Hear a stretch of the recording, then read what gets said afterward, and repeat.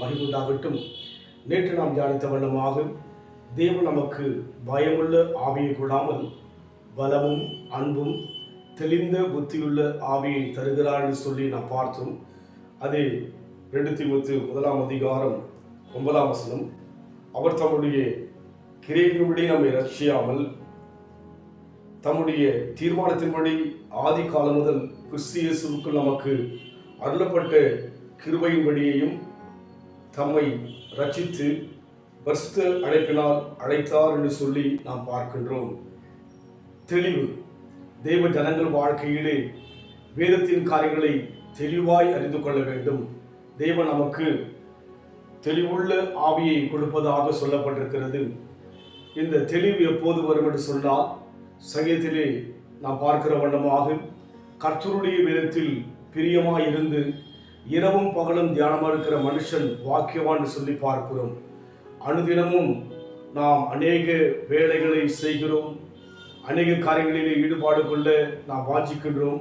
அதுபோல் ஒவ்வொரு நாளும் தேவ வசனத்துக்குள்ளாய் கடந்து போக அதை தியானிக்கின்ற, அதை சிந்திக்கின்ற அனுபவம் நம் வாழ்க்கையில் வரும்போது நம் வாழ்விலே தெளிவு இருக்கும். தேவனை குறித்து இங்கே ஒரு வார்த்தையை தெளிவாய் சொல்லப்படுகிறது. அவர் தம்முடைய கிரியையின்படி நம்மை ரட்சிக்காமல் என்று சொல்லி பார்க்கிறோம். நம்முடைய கிரியைகள், நம்முடைய செயல்கள் மூலமாக ரட்சிக்கிறவர் அல்ல. இன்றைக்கு நாம் 3 நாட்கள் உபவாசம் இருக்கின்றோம், 21 நாட்கள் உபவாசம் இருக்கின்றோம், 40 நாட்கள் உபவாசம் இருக்கின்றோம். இந்த கிரிகள் மூலமாக தேவன் ரட்சிக்கிறவர் அல்ல என்பதை தெளிவாய் அறிந்து கொள்ள வேண்டும். நம்முடைய சிறந்த கிரிகளை கண்டு தேவன் சந்தோஷப்படுகிறாரா? நம்முடைய சிறந்த கிரிகளை கண்டு தேவன் ரட்சிக்கிறார் என்று பார்க்கும்போது அப்படியாக சொல்லப்படவில்லை. அவர் நம்முடைய கிரியின்படி நம்மை ரட்சிக்காமல் தம்முடைய தீர்மானத்தின்படி ஆதி காலம் முதல் கிறிஸ்து இயேசுவுக்குள் நமக்கு அருளப்பட்ட கிருபையின்படி நம்மை ரட்சித்து என்று சொல்லி பார்க்கிறோம். ஆதி காலம் முதல் நம்முடைய தீர்மானத்தின்படி என்று சொல்லி பார்க்கிறோம்.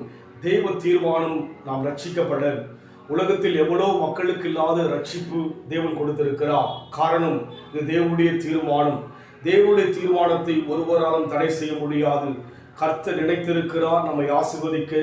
தேவன் செய்ய நினைத்தது தடைபடாது என்று சொன்ன மூலமாக நம்முடைய செயல் மூலமாக தேவனுடைய ரட்சிப்பை பெறவில்லை.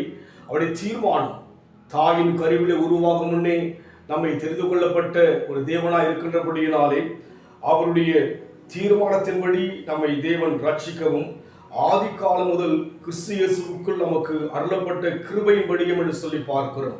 ஆதி காலம் முதல் கிறிஸ்து என்பவர் 2000 ஆண்டுகளுக்காக வந்ததாக உலகம் விசுவாசிக்கின்றது, உலகம் நம்புகிறது. ஆனால் தேவன் ஆதி காலம் முதலாக கிறிஸ்து இருந்ததாக சொல்லப்படுகிறது. அவருடைய தீர்மானத்தினாலே நம்மை தேவன் ரட்சித்தபடியினாலே, நம்மை ஏற்றுக்கொண்டபடியினாலே இன்றைக்கு ஒன்றை புரிந்து கொள்ள வேண்டும். நம்முடைய செயல் மூலமாக தேவனை ஈர்ப்பதை விட அவருடைய கிருபை மூலமாக நாம் தேவனுக்குள்ளாக ஈர்க்கப்படுகிறோம் என்கிற ஒரு தெளிவு நமக்குள் இருக்கும்போது நம்மை தேவ பார்வையிலே ஒரு பொருட்டாக, ஒரு மென்மையா எண்ணாதபடிக்கு தாவீது சொல்கிறார், மண் என்று தேவன் நம்மை நினைவு கூறுவதாக.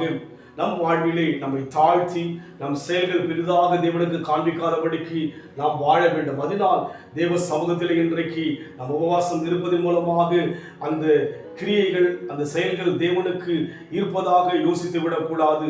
தேவன் கிருபையின்படியையும் தேவன் ஆதி காலம் முதல் கிறிஸ்துவுக்குள் அழைத்தபடியினாலே நாம் ரட்சிக்கப்பட்டிருக்கிறோம், மீட்கப்பட்டிருக்கிறோம், தேவனுக்குள் வாழ்கிறோம், இனியும் தேவனுக்குள் வாழ முடியும். அதனால் நம்முடைய செயலை ஒரு பொருட்டாக, ஒரு பெரிதாய் எண்ணாதபடிக்கு தேவ கிருபையை நாம் அதிகமாக எண்ணுவோம். கர்த்தர் இன்றைக்கும் நம் வாழ்க்கையிலே அற்புதம் செய்ய அவர் வல்லவராய் இருக்கிறார். தஞ்சம் வந்திடேனும் அஞ்சிடேனா, தஞ்சம் இயேசு உண்டு. பஞ்சம் வந்திடேனும் அஞ்சிடேனா, தஞ்சம் இயேசு உண்டு. வானத்தின் அப்பம் அவரே என்னை ருசித்து வாழ்ந்திருப்பேன். அல்லேலூயா, அவர் வல்ல நாமத்தை என்றென்றும் துதித்திடுவேன். அல்லேலூயா, அவர் வல்ல நாமத்தை என்றென்றும் துதித்திடுவேன்.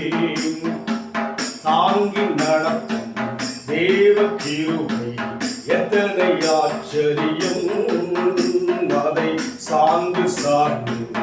அனுதினமும் மகிழ்ந்து வாழுகிறேன். கிருபை நம்முடைய கிரியை மூலமாக தேவன் ரட்சிக்காமல், கிருபை மூலமாக அவர் தீர்மானத்தின் மூலமாக ஆதி காலம் முதல் கிறிஸ்துவுக்குள் நம்மை அழைத்து அந்த நோக்கத்தின் நிமித்தமாக இதுவரைக்கும் தாங்கி, இதுவரைக்கும் ஏந்தி, இதுவரைக்கும் சுமந்து நினைவும் தாங்குகின்ற தேவனாய் நம் தேவன் இருப்பதற்காக நன்றி சொல்வோம்.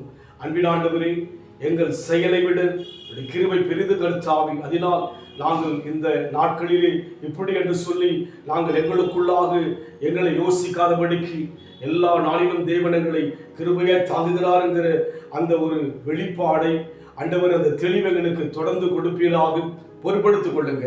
இயேசுவின் நாமத்தில் பிதாவே, ஆமென். கர்த்தர் ஆசீர்வதிப்பாராக. God bless you.